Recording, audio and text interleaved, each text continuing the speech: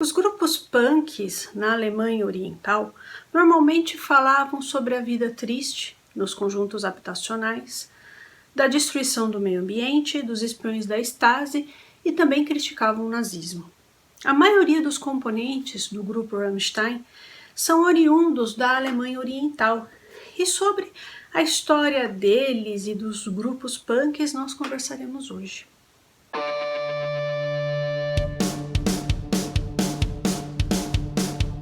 Oi pessoal, eu sou Juliane, você está no canal Vai e Veja, eu falo de história e literatura. Se você gosta desses temas, se interessa por livros, pela história, se inscreva nesse canal. Eu peço a que vocês sempre utilizem o campo dos comentários, deixe o seu like, mande esse vídeo para os seus amigos que se interessam aí pela história da Alemanha Oriental, pela Stasi, pelo grupo Rammstein, manda para eles, tá certo? Desde já eu agradeço, peço a ajuda de vocês com isso, porque canais que tratam de temas mais pesados, digamos assim, têm um alcance comprometido, tá certo? Então, pessoal, meu objetivo com esse vídeo não é fazer um juízo de valor a respeito da banda Rammstein ou de outros grupos punks, não é fazer uma análise técnica a respeito desse estilo musical. Meu objetivo aqui é a gente analisar como as coisas aconteciam na Alemanha Oriental, tá? Como que era a repressão, como que esses grupos que faziam oposição ao governo, como que eles se organizavam, certo? Então, pessoal, o punk, ele chegou à Alemanha Oriental através do Ocidente. Tudo na Alemanha Oriental era extremamente controlado. Eu tenho um vídeo onde eu falo a respeito da Stasi aqui no canal, de como as coisas funcionavam. A Stasi era a polícia secreta. E o controle, gente, era algo assim insano em cima da população. Para vocês terem uma ideia, a Stasi mantinha pedaços de meias, de roupas das pessoas, caso eles tivessem que usar cães farejadores atrás delas. E aí eles não perderiam tempo de ir na casa da pessoa, pegar a roupa, entendeu? Eles já tinham a mão. Então vocês verem assim um nível. De cada 6 pessoas da Alemanha Oriental, uma era espiã da Stasi. E aí, pessoal, os grupos punks, eles faziam oposição ao governo, né? Eles cantavam coisas e falavam coisas contra o governo. Falava sobre conjuntos habitacionais, sobre a tristeza que era viver naqueles lugares, falava da destruição do meio ambiente, falavam sobre os espiões da Stasi e, enfim, sobre o nazismo. Então, claro que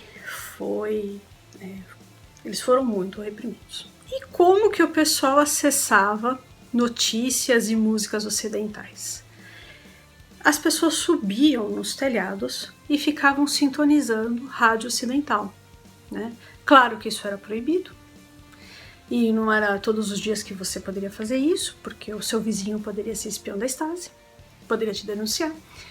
Mas as pessoas davam um jeito, principalmente pessoas mais jovens, sempre conseguiam sintonizar a rádio ocidental. E era nessa história que eles conseguiam ouvir músicas ocidentais, inclusive punk, né? Qualquer show, a princípio, era ilegal. Então era assim, o show começava, a Stasi já chegava e levava todo mundo preso. Então desde os músicos até quem estava assistindo. E eles faziam esses shows nos porões, com instrumentos improvisados, instrumentos muito baratos, que eles compravam normalmente na Tchecoslováquia e na União Soviética. E som, essas coisas, luz, tudo era improvisado, né? E normalmente todo mundo ia preso, certo? Só que aí o que o governo começou a perceber? A Stasi levava esse pessoal, todo mundo preso, enchiam as cadeias. Quando eles eram soltos, eles iam lá de novo, faziam um show, as pessoas iam assistir, todo mundo ia preso e, gente, não tinha fim. E aí eles pensaram o seguinte: quanto mais a gente reprime, mais esse movimento cresce. Vamos liberar, a gente censura as letras e controla os shows, certo? E foi o que fizeram. E aí, com essas medidas, a Stasi meio que conseguiu enfraquecer o movimento. Eles não acabaram com o movimento, mas deu uma boa enfraquecida, né? E um dos membros da banda Rammstein, o Christoph Schneider, que tem o apelido de Doom, ele contou que havia uma hierarquia entre músicos que eram permitidos pelo Estado e músicos que não. Então, por exemplo, no caso dele, ele passou por várias provas e aí o Estado permitiu que ele fizesse shows e cobrasse por isso. Só que, obviamente, com a supervisão do governo, certo? E nessa história toda, ele montou uma banda, ainda não era Rammstein, e quando a Alemanha Oriental caiu, ele descobriu que o vocalista e o tecladista da banda eram espiões da Stasi. Pra vocês terem uma ideia do nível, gente, é uma coisa surreal, né? Até a KGB se assustava com o nível da Stasi. Eles eram muito profissionais. O Richard Kruspe, que também é um dos membros da banda Rammstein, ele disse que em 1989 ele estava perto de uma manifestação que estava acontecendo ali. Ele não pertencia a essa manifestação, era uma manifestação contra o governo, e ele estava perto. Por ele estar perto, ele foi pego pela Stasi e ficou 6 dias preso. Ele não detalha o que aconteceu, mas assim, pessoal, conhecendo a história da Stasi, o mínimo que aconteceu com ele não dormiu. Isso foi o mínimo, né? Porque era uma das coisas que eles faziam. Eles não deixavam as pessoas dormirem. Ficava perturbando o sono da pessoa, então a pessoa não sabia se era dia, se era noite. Era uma perturbação, uma música alta. E aí eles tiravam, por exemplo, 3 horas da manhã, eles tiravam a pessoa da cela e começavam os interrogatórios. Se fosse algo mais grave, tortura, né? Mas como ele estava somente perto de uma manifestação, pode ser que ele não tenha sido torturado. Mas possivelmente dormir, ele não dormiu. Acho que não, tá?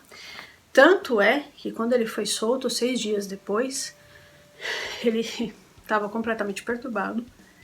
E ele falou o seguinte: eu tenho que fugir desse lugar. Não tem condições de ficar aqui. E aí ele conseguiu fugir pela Tchecoslováquia, chegou até a Hungria, chegou até a Áustria. Da Áustria ele conseguiu chegar à Alemanha Ocidental.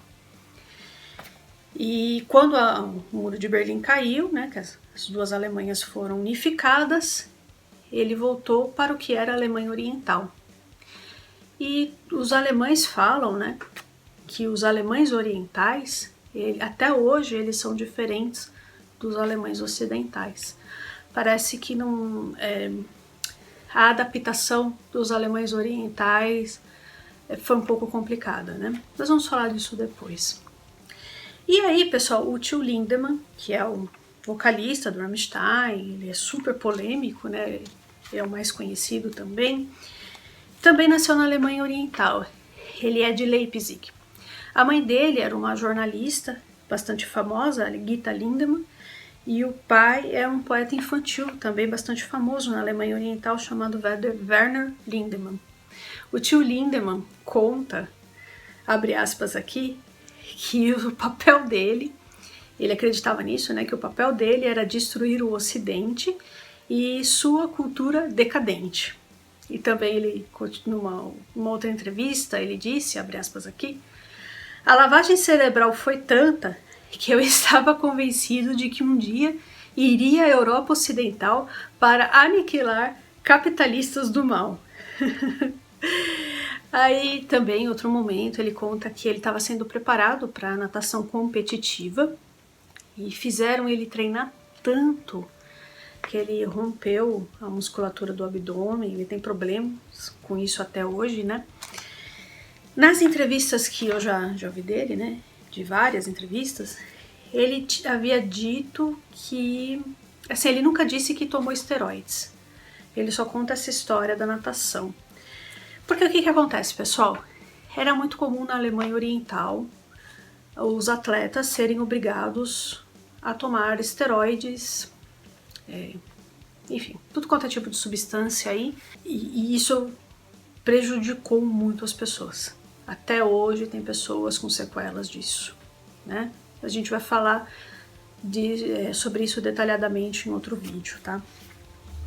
E aí, em 1995, saiu o primeiro disco deles, chamado Razorblade, não sei se é assim que se pronuncia, e o nome, pessoal, Rammstein, remete a uma base aérea norte-americana que fica na Alemanha, né?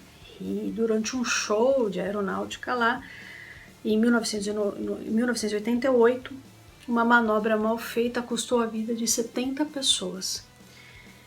E, inclusive, né, eles têm uma música que, traduzido para o português, chama Uma Pessoa Está Pegando Fogo.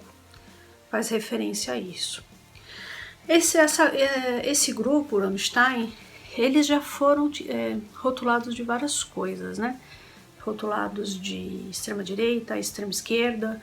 Cada hora falam que eles têm um viés aí político. Mas por quê? Porque as letras deles deixam muita margem à interpretação. Então, as pessoas... eles são muito criticados, né? Tem muita gente que gosta e muita gente que critica. E as pessoas não sabem muito bem o que eles são, né? Eu entendo que seja algo mais voltado à esquerda. Apesar deles fazerem muitas críticas à Alemanha Oriental. Como eu já disse aqui no vídeo, né, pessoal? Isso não tem nada a ver, porque aquilo não foi... enfim, né? Aquilo não chegou nem perto de um comunismo. Comunismo não tem Estado, né? E tanto é que é chamado de socialismo real, porque foi muito longe do que... foi algo muito longe do que os socialistas entendiam que seria, né? Na prática, as coisas se deram de forma diferente. Muito bem, pessoal. Eles têm vários clipes, né? Que eles fazem críticas, inclusive à Alemanha Oriental. Um deles chama-se Rádio. É bem interessante. Se vocês quiserem, depois a gente conversa sobre isso. Então, pessoal, eu vou ficando por aqui. Espero muito que vocês tenham gostado do vídeo de hoje. Peço a sua gentileza para que vocês não deixem de se inscrever nesse canal, curtir e compartilhar este vídeo. Um abraço e até mais.